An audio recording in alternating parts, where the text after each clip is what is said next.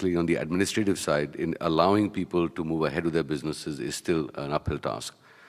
Having said that, I think in the problems that we have also lies the opportunity. On comparing the India-China story once again, a lot of people who've gone into China found that the entry into China was very, very easy, but very few of them have really made serious money. In India, conversely, you find a lot of people who've gone into India found it very difficult to get established. Once they were there, they've all done extremely well. So India is a double-edged sword in that sense. There is massive opportunity, and in the problems that we have lies the opportunity as well. If it were really as transparent and easy a place as Singapore or the US to work, I think the competitive nature of the Indian is so acute, there'd be a bloodbath over there. We find in our sector, which is infrastructure, as an example, there were 5 projects, each of which was worth $1 billion. And my own view was that maybe 4 or 5 companies would qualify for those 5 projects, and would it be one each kind of thing. When the bids went in, we found that there were over 20 companies that had qualified for each project. So that shows you the nature of the competitive intensity in India.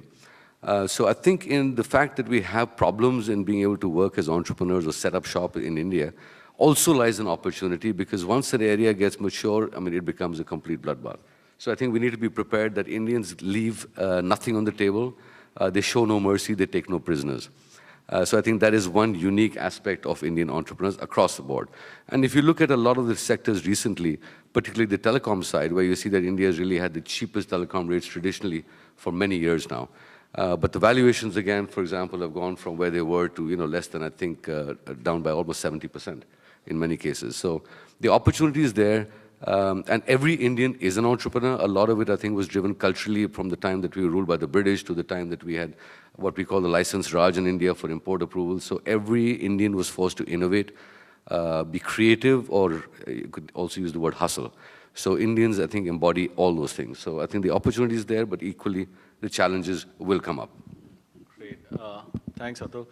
In fact, I have a few questions right here, but I'm going to hold on to that thought. I'd request if Mr.